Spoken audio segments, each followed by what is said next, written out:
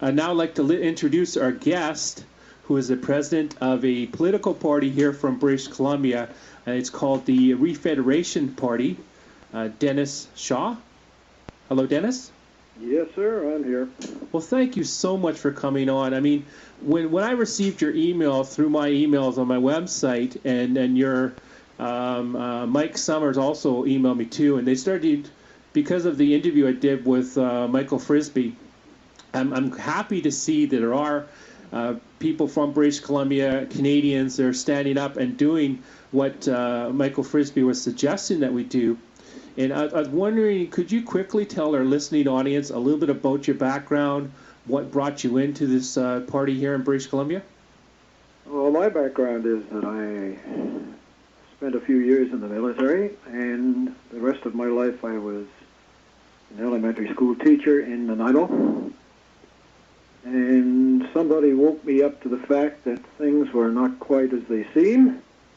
So I started to read about what was going on in the world, and I realized that they were right.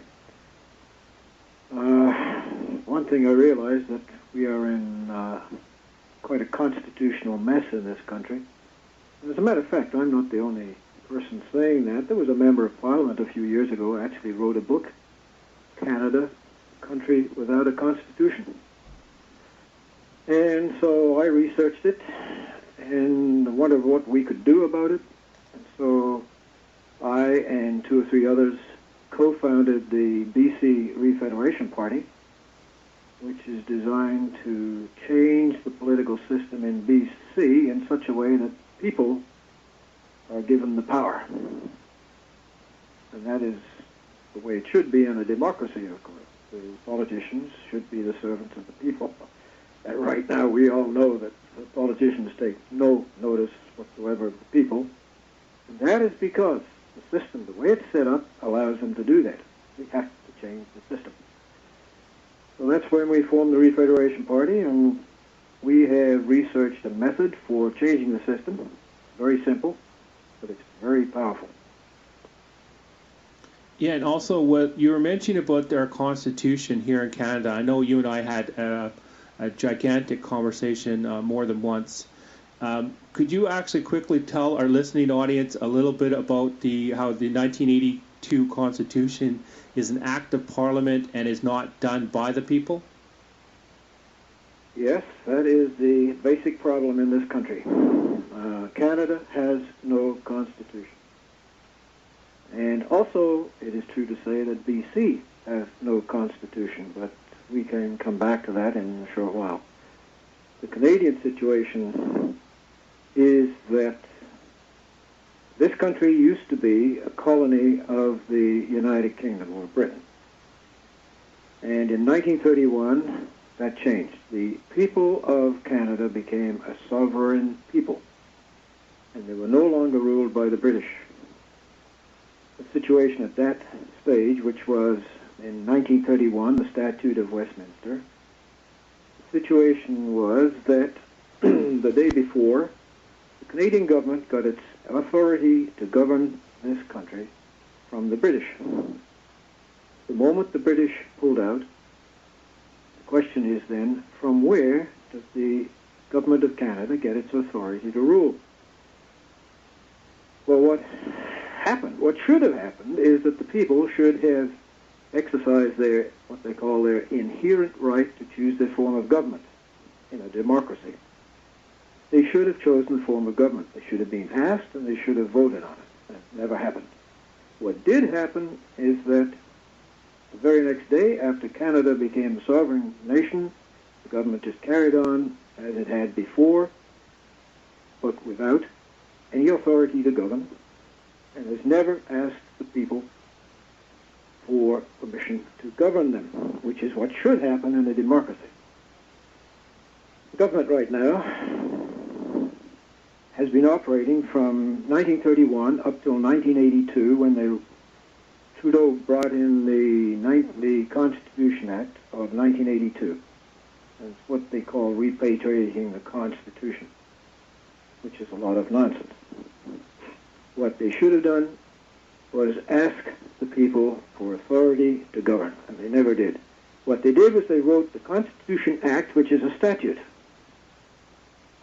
And the politicians passed this statute, and it set up the form of government for Canada, the way the politicians wanted it, gives them all the power, gives the people no power. It's as simple as that. And they refer to, everybody around us refers to the Constitution. There is no Constitution, because what they mean by that is the Constitution Act of 1982. And an act is simply a statute that has been passed by a bunch of politicians. A constitution. Here, what is the definition of a constitution? The only definition of a constitution, there are several, the only one that gives democracy to the people is this. And it comes from the Black's Law Dictionary. A constitution is a charter of government deriving its whole authority from the people, from the governed. And if we had that, we would have a democracy. But of course we don't. We don't have a constitution. We're ruled by an act passed by the politicians, give all the power to the politicians, and to make us obey the politicians. That's the situation in Canada. So we could go on and mention that the same situation applies in BC here, which is closer to home. What would you like to do?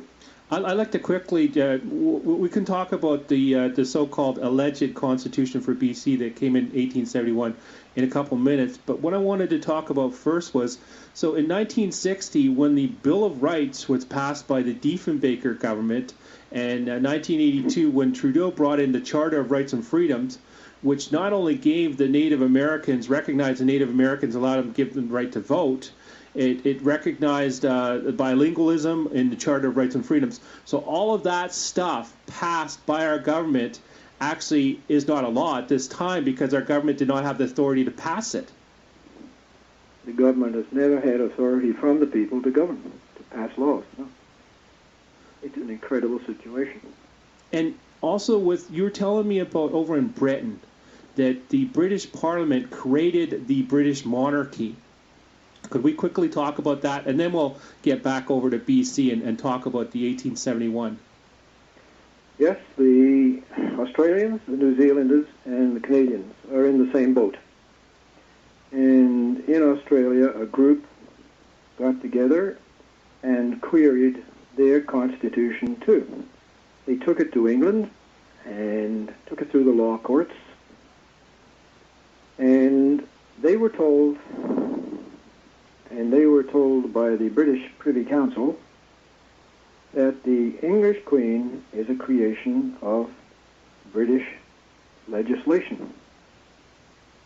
And the Queen simply has to do what the British Parliament tells her, which is quite the opposite of what everybody believes. They think the Queen is the head of state, and therefore everybody obeys the Queen. It's not so. Another thing about the Queen of England is that for many, many years they've had a legal situation that says that the Queen is indivisible. That means that the Queen of England cannot be the Queen of any other country at the same time. However, recently they got in a bit of a tangle with that legal maxim, and so they decided to change it. This is what they do. When there's no written constitution, they can do what they like, right? So what they did was to change it. They now have decreed that the Queen is divisible, which means that she can be the Queen of Canada, which is what they say she is. Was that over in Britain that did that, that changed it, or here in Canada? That's the British Parliament. The British judicial system stated that the Queen is now divisible because it suits them that way. Now, the Queen is supposed to be the head of the Commonwealth, and Canada is a member of the Commonwealth. And therefore people say, and they believe in Canada, that the Queen of England is the Queen of Canada. Well, just think about it for a moment. There is no person, physical person, who is a Queen of Canada. There isn't one.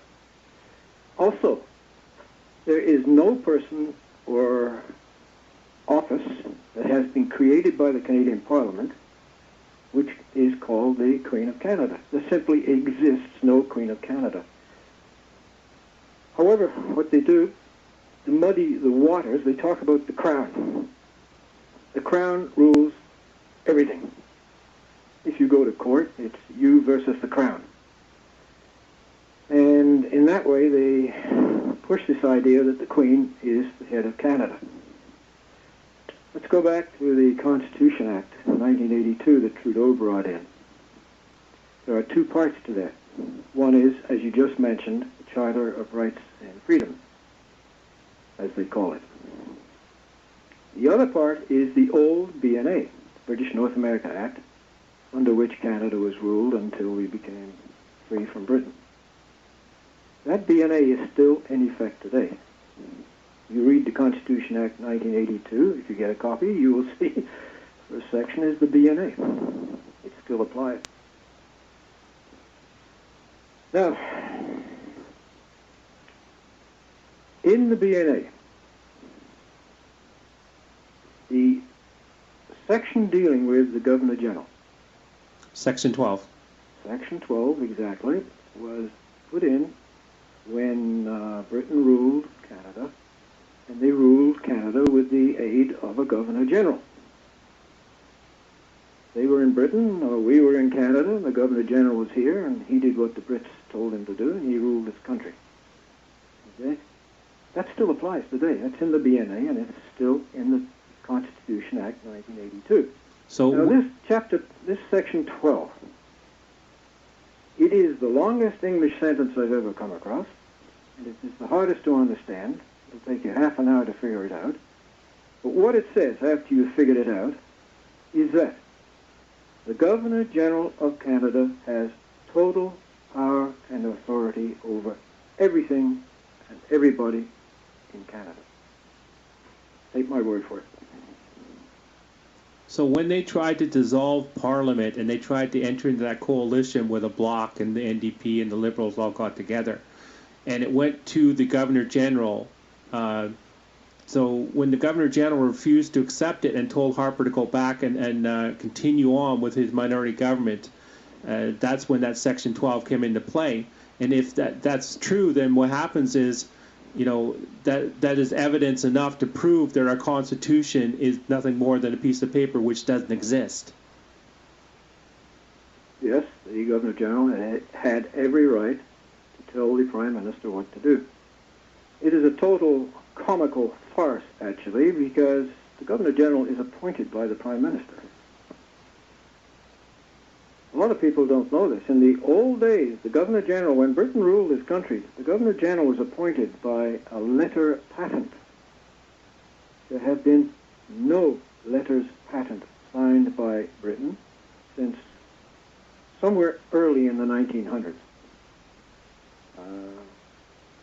What happened is that around 1947, the Canadian Prime Minister Mackenzie King then wanted to appoint a Governor General. But he could not get a letter patent from England because England no longer had anything to do with Canada. We were sovereign.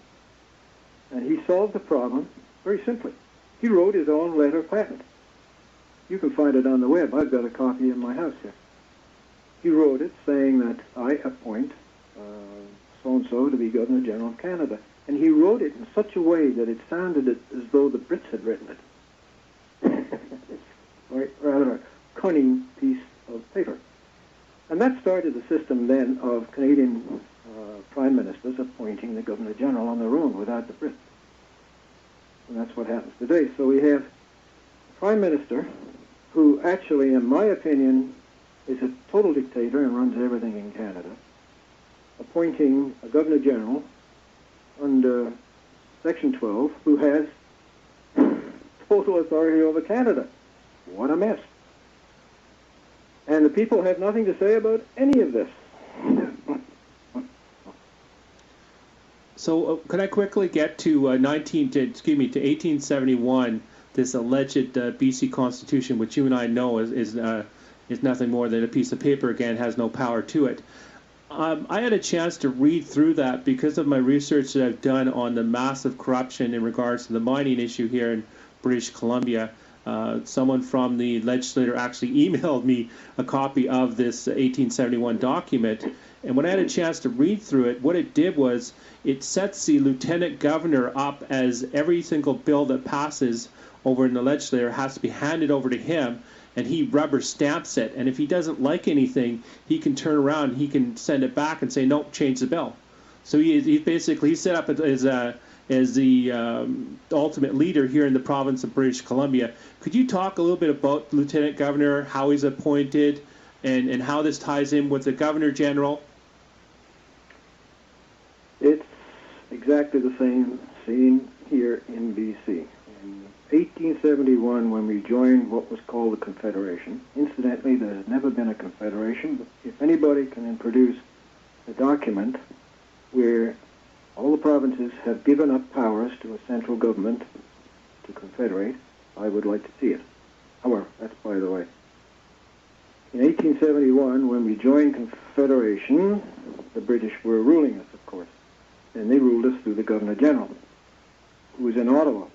Now, in each province, as they joined, they created a lieutenant governor who obeyed the Governor General, who obeyed the Queen. That was the system. In 1871, they set up a council of British Columbians, but the lieutenant governor of BC was given total authority over the province, and they wrote a statute called the BC Constitution Act, which laid out the constitutional basis for this province. It was, however, an act, and to this day, we still have a BC Constitution Act, and it is very similar in the wording still. It's the same act. It's been amended over the years, but some of the wording is identical. And it still makes the Lieutenant Governor of BC the ultimate power in BC. On the BC Refederation Party website, which is refedbc.com, on that website is a short article giving the main points of the BC Constitution Act, showing that the Lieutenant Governor is the total power. He can hire and fire anybody in BC at will. He does not need to consult with anybody, he or she. That's still the same today. When a law is passed in the legislature, when an act is passed, it does not become law until it has the Lieutenant Governor's signature on it. So when the law is passed in the legislature, it goes up the road to the Lieutenant Governor, who signs it. The Lieutenant Governor has the power to say no, as you just mentioned. And he can send it back and keep sending it back. And the elected representatives of the British Columbian people can do nothing about it. And it's also a fact that no money, no actor of the legislature spending money is permitted until it has the Lieutenant Governor's signature, an agreement, before it's spent. Before the act is passed, they must get agreement from the Lieutenant Governor. It's all in the BC Constitution Act. And that's what rules BC today. Under it, it sets up a prime minister and it gives him all the powers he wants that he has today. But if the lieutenant governor wants to disagree with the prime minister or the actions of the BC representatives, he can veto anything. He is appointed, I think is the right word, by the Canadian Parliament. He's certainly paid by the Canadian Parliament. And since he's paid by the Canadian Parliament, this will give you an idea that this is how the Canadian Parliament controls this province. That's one of the things we need to negotiate, which the BC Refederation Party is ready and willing to renegotiate. Well, it looks like we're running. Our time is going around by, excuse me, real fast, and there's some major points I really want to touch on, and we only have a couple minutes to do it. So I'd like to quickly touch on the three main policies that your party has at this time, and then we can also touch on how people can join your party, and also if how many people you've ran in the last election and the upcoming election as the years come by. But the three things that I noticed on your policies on your website in regards to your party was provincial constitution, direct democracy, and refederation, right? And with the direct democracy one, we've had a guest on in the past, former Senator Mike Gravel, who's actually talked about direct democracy initiatives. And when I had a chance to talk to Mike Summers, your leader of the party last night, a lot of stuff that he was saying was stuff that Senator Gravel was talking about. So I'm hoping that one day I can connect up Senator Gravel with your representatives of your party. But could you quickly, in about, if you could take about 30 seconds just to quickly talk about your policies? 30 seconds. It can be done. The first and main policy is to clear up the constitutional mess. We will, let's say we took power next weekend. We would immediately write a constitution that puts the people in the driver's seat and put it to referendum. The people would accept it. In that constitution, they would retain to themselves the right to veto any government action. So they would then, in future, elect governments, tell them, go ahead, govern this province. Anytime the government got on the wrong track, there would be an automatic right to a referendum by the people, and they would veto it. That's the direct democracy element that we would add to the present system. And thirdly, we would then start to deal with Ottawa and all the problems with the jurisdictions between the central government and the provincial government.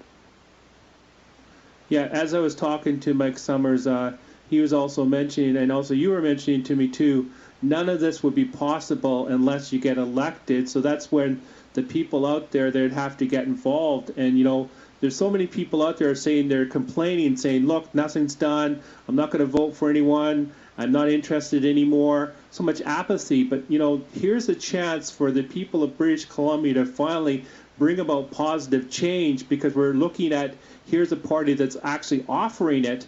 With that said, is there can you again say your website and where people can actually go to look more closely at your policies and contact information? Because there's so much information that we could be covering. It's just take a couple hours alone just with your topics. Okay, your website is the www.refedbc.com. Telephone 604-593-4833. Refed is short for Refederation. Now, Refederation means getting back to the original deal, by the way, when we confederated. We've got away from that. And in the last election, just before the last election, we've advertised this party for the first time. We've been 8 years organizing it, and just before the election, we advertised for the first time, and within 2 weeks, we had 50 nominee candidates apply. We could have run 50 candidates in the last election. Trouble was, it was all just a little bit too late. Most of them couldn't quite make the timing, and we ran 22 candidates. That makes us the 5th largest party in the province right now. And probably the way we're going now, we seem on track to run about 80 out of 85 candidates next election, because we're slowly becoming known. The media won't touch us, of course, because we're threatening the establishment as it stands today. Yeah, Mike and I had a gigantic conversation yesterday, and he was telling me how there's certain media outlets that don't feel that they have to give people fair listening time when it comes to election time. But it's amazing how they talk about how each party's getting fair representation in regards to time on the radio, but when it comes all down to it, and you start to look at the time, the Liberals are getting the most, and then followed by the NDP, and then the other parties right after that one, the minor players are getting a lot more time than even your party was getting, because I didn't become aware of your party until you emailed me, and because of my interview I did with Michael Frisby, and you brought it to my attention that actually there are Canadians out there, there's people from British Columbia that are doing what Mr. Frisby was recommending, and I thank you so much for that email, and it's so great to see other people from BC finally looking at let's bring about positive change, and like I continue to tell people, only change can come through the people. That's the only change that can come. And it has to be through the people that is democracy, because what I believe in democracy, I believe that it's the people that that should come up with the laws, and then it's the politicians who enforce the laws that the people have come up with. In other words, the politicians are not allowed to change the laws in any way, and this benefits the people and only the people, because the people are the employers and the politicians are the employees of the people, who should, if the politicians do anything the people don't like, not only should they be held accountable in the court of law for anything illegal that they've done, at the same time, I believe that we, the people, should have the right to fire them. Exactly. And I'd just like to remind our listening audience, Co-op Radio 102.7 FM, CFRO. This is Monday Brown Bagger. Thanks to Kevin and Annette for allowing us to have this time. And what we're going to do, I thank you so much for coming on today there, Dennis. That was Dennis Shaw, the president of the BC Refederation Party. Thank you so much for bringing your party to my attention. We're definitely going to have you come back on in the future. We're probably going to ask Mike to come on too, because there's so many different areas that we didn't touch on, which I feel that the people, our listening audience here in British Columbia and elsewhere, should listen to, because this is an idea that should go across Canada, is what I feel. But thank you so much there, Dennis. I'm getting my operator right now is really motioning me. She's starting to get a little bit tense, because she's saying that we have to move on to our next guest. I'll say one more thing. You say spread across the country. There is the start of a Refederation Party in Alberta already. Just started last month. It's spreading. Well, okay, thank you. Thank you so much there, Dennis.